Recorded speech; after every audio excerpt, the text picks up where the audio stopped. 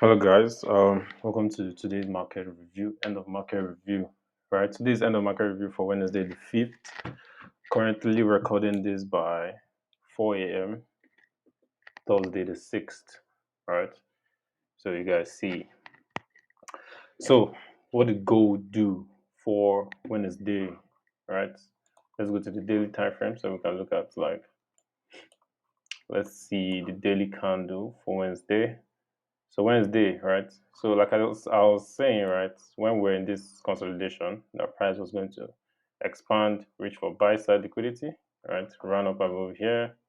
We have these highs here, but price hasn't reached for this buy side liquidity yet, right? We can still see price pushing up. Now, if we go to the monthly time frame real quick. So on the monthly time frame, you can see why I highlighted this bullish order block, right? That we could either see price do something like this before price moves up, or we could see something like this. Price will move up, take this, or maybe create another high, come down here, and then go up, or price will just go up, fall, right, and continue to the downside, right? So either ways, we know that on the monthly time frame, we are reaching for this buy side liquidity. But remember, this is the monthly time frame. It takes 30 days to make one candle, approximately 30 days, depending on the month, right? Approximately 30 days to make one candle. So this is currently like the 6th of April. So this is just, we are just 6 days into the month, right? So it's not just going to shoot up. This is not the 1 hour chart, right? So one thing we know when we know where the higher time frame is pointing towards, right? And you can see how very clean this momentum is. You can see 1, 2, 3 months, one reversal, and price will probably continue to this upside to claim this buy side liquidity. You can see this hunt on liquidity here, where price takes these stops, right? Moves to the upside. When price moves to the upside, we'll probably see price come for these lows in the future, and that could be like over 9 months, 3 months, 4 months, whatever it wants to do, right? So if we drop down to the lower time frame, just to quickly look at it, we know where the daily order block is, right? And the reason why the higher time frame is so important is when you know the buyers from the higher time frames, like the monthly, the weekly, right? Especially seen as price is bullish, right? When you see price bullish like this, what does that mean? Right? Let's come to the 4 hour time frame. So what that means is anytime we see price reach for sell side liquidity, right? Just like what we had here when price took this lows, right? When price took this low right here, you can see how price moved through it and then price moved to the upside, right? And price left a breakout block here, right? This up candle that took out this high, right? You can see this is the beginning of the move to this downside, took out this high, moved up,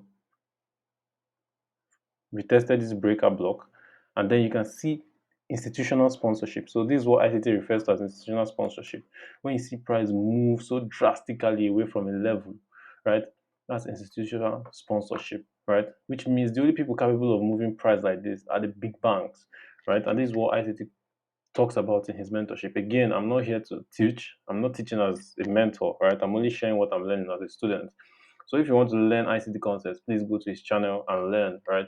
Anybody watching this video, just know you're learning from a student, right? I'm sharing what I'm learning to make it more solidified in my own memory, right? The more I talk about these things and the more I point it out on the chart, the easier it is for me to remember it, right? The easier it is for me to recognize it when I see it on the charts again, right? So we can see price reach for this buy side liquidity here, right? Price reach for this buy side liquidity, took price, and now well, we could get a retracement, right? We could see this as another potential order block right here, as another potential breakout block, right? If we see price drop straight through this, come back to retest it, we could see a continuation to take out these equal lows and eventually this sell side liquidity, maybe come into this order block, right? Because we had this consolidation here, this sideways movement here, and then we go on expansion to the upside, right? Taking out what? Buy side liquidity. Where's the buy side liquidity of this range? This is the buy side liquidity has been taken. So we know that price moves from buy stops to sell stops, from sell stops back to buy stops, right? So if price has taken buy side liquidity, what's it going to come for next? Sell side liquidity, sell side liquidity. If price takes sell side liquidity, where is it going to go to next, right? Buy side liquidity. What will be the new buy side liquidity? This high is here, because we know that the market is bullish. Remember, on higher time frames, we are bullish. So if we see all these lows being taken out, these lows here, this equal lows here, this lows here, and price comes into this other block, what we will start to look for, right? We'll start to look for some bullish momentum, right? Sorry about that. We'll start to look for some bullish momentum on the higher time frame, on the lower time frames, right? Say the 1 hour or the 15 minutes. We'll start to look for some market structure to trade the longs, right? Although I'm not going to be trading, I'm only going to be breaking it down as price is unfolding or before price unfolds, because that's the learning process, right? That's the learning process. So we have sell side liquidity here, we have sell side liquidity here, we have a daily order block here. Daily order block, we should see some reaction. If this daily order block fails, we have another daily order block right here. What do we have again? Sell side. So we know that the more price takes sell side liquidity in a bullish market, is only telling us that price wants to create new orders, right? So you can see that price is already at what? A premium. A premium. They can't buy at a premium, right? They can't buy, institutions can't start buying when price is all the way up here. Instead, what would they do? Profit taking. Profit taking. When they will start collapse, when you see this move, right? This is institutional sponsorship, right? So banks get in here, then they start to get out here. Now, this is not the first place they got in, right? We can see another example of this down here, right? You can see this big move, right? This is what we call a liquidity void, right? And this void has not been filled, right? So it's like a magnet for price to eventually maybe come back here, pick up some more orders, and then continue to the upside, right? And I'm not saying that's what's going to happen, right? I'm just highlighting the charts so that I can see it clearly, right? We can see what's happening, right? So institutional sponsorship came in here, took these highs, right? Ran price all the way up, right? People get in at the highs, they take profit at the highs, right? Price drops, they get in again, and you can see we have trend line liquidity here. So what I'm just trying to point out is, since ICT has said price will move from buy stops, will take buy stops, then take sell stops, then take buy stops, then take sell stops, right? Since we know that's how the market moves, liquidity to liquidity to liquidity, except when the market is in consolidation, right? That's when you see price moving within ranges, right? And even then, on the lower time frames, price is still going to be going from liquidity to liquidity, right? Even though it's going to be a little bit choppy. So, since we know this, right, what else? What's next? What's next?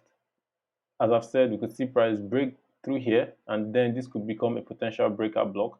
If you don't know what a breakout block is, please go to ICT's YouTube channel, right? And just get the information for yourself if you're really, really interested in learning how the concepts work, right? I'm just a student explaining my own point of view and showing what I'm learning, right?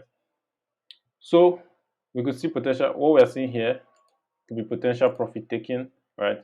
And then see price drop all the way to the downside, right? So like I said, the whole point behind me doing all of this is to better understand how price moves, right? It's better understand how price moves. The more you understand how price moves, the easier it will become for you to build a system around it, right? As you all know, the strategy I actually trade is very, very different from everything I've explained here, right? Even if I'm able to understand the higher time frame bias and all of that, we all know that I'm not trading that, right? I have a very, very simple system that I trade, a very simple strategy that I trade for the moment or at the moment, right? And the reason for doing that is to be able to build, right? To be able to build a process-based approach to the market. And what does it mean to have a process-based approach to the market, right? It simply means all your trades and your trading system have to follow a systematic process, which means when you have your strategy, just like I have my strategy here, right? The ability to repeat this type of entries every day, irrespective of the win rate, right? Forget about the wins and the losses, forget about the outcome, right? From the back testing, we know that okay, we have an edge with this strategy, right? We have an edge, right? So we want to replicate that edge consistently, right? And it doesn't matter the kind of strategy you have, especially when trading smart money, trading something like ICT, you see a lot of traders that can take like trades of 1 to 10 hour, 1 to 5 hour, and all of that.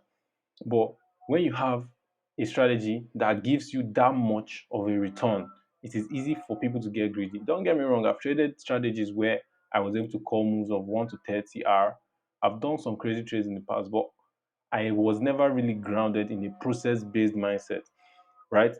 The ability to take a strategy and build a system around it that allows you to consistently replicate your entries, your profit taking, your risk management, your trade management, all these things are systematic. If you don't build a system around your strategy, it doesn't matter what strategy you trade, you will never be profitable. There are people that I will give this strategy to, but because they cannot follow the systems around the strategy, or because of their inability to create systems around the strategy, they will end up not being profitable. There are traders that trade retail, that trade very, very simple strategies, trend line breakout, but because they have systems and rules in place, they're able to manage their emotions. They have rules, they have systems that they just replicate. They understand that their strategy has an edge, right? It's not a very huge edge, but an edge is an edge, right? With this strategy, I can make 1% to 2%, and that's fine, right? 1% to 2%. But what do traders these days want? Everybody wants that 10%, 15%, 20%. And I'm not saying that it's impossible. I'm telling you, if you're not able to, if you have a strategy like that, if you master a strategy like that, and you still don't have the ability to build a system around that strategy, you are still going to fail because your emotions will get in the way of your executions. Your emotions are always going to get in the way. Why? You lack the ability to build a system around that. And this was something I fell victim to, right? Coming into the market, all I wanted was profit. Show me how to make profit. Show me the strategy to make profit. I learned so many strategies and I learned the strategies to make profit. But why wasn't I profitable consistently? Now this is where you understand what it means to be consistently profitable as a trader. Making profit once, fine. Making profit twice, fine. But being consistently profitable, no. You will never be constantly profitable because you're not following a system, you're following your emotions. You feel good today, so you want to risk more. You feel bad tomorrow, so you risk less. You feel great today, you feel overconfident, you want to hold your trade to TP. The next day, you're feeling down, you're not so confident because you've taken a couple of losses in a row, so you can't hold on to your trades, right? What happens? Errors, errors, errors. You make so many errors, so many errors. Why? Your emotions have been damaged, right? You've exposed yourself to so many negative emotions because of greed and because of fear. And why will emotions creep into your trading? Is because you're not following processes, you're not following rules, you're going with the flow of how you feel. How you feel has nothing to do with the markets, right? So I've taken 2 losses in a row, one loss yesterday, another loss today. You also saw me take 3 wins in a row. Now, our profit is down to 4R. We're up 6R, now we're back to 4R. And I said I'm taking 20 trades, right?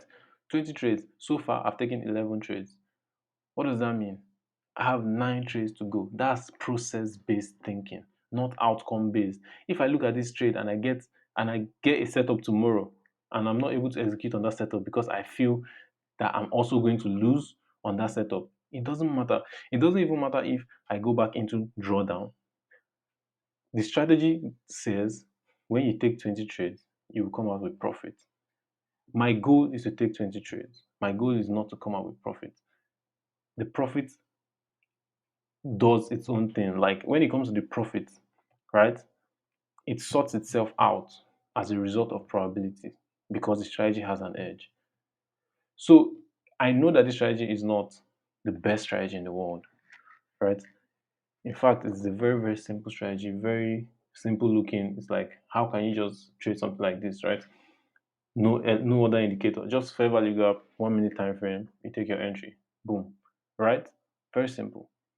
So the strategy is not so unique. It doesn't have a high strike rate. But if you can build a system around it, and if you can build rules around it, then you can create an edge, right?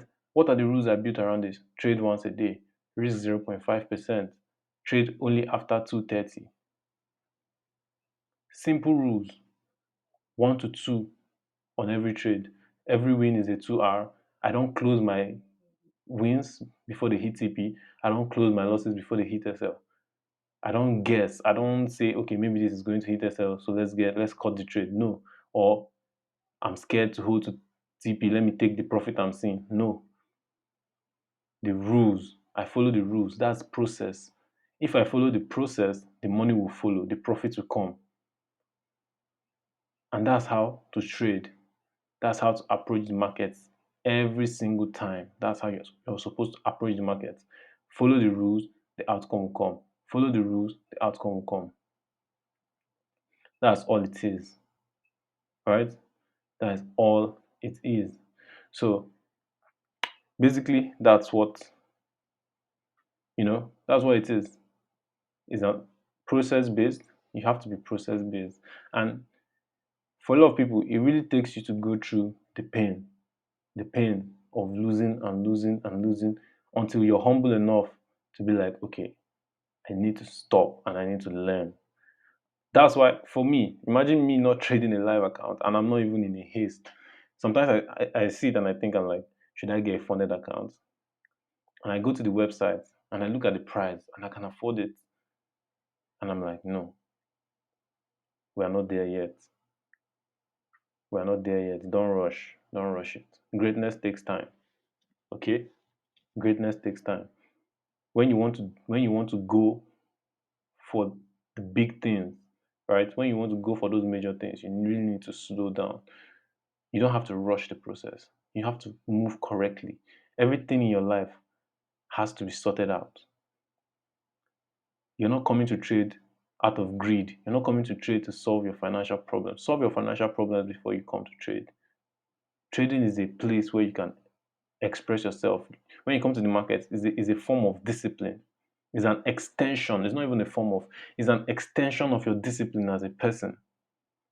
Undisciplined people can never make it in the market. When I was undisciplined, I was emotional. When you're undisciplined, you're very emotional and you lack humility.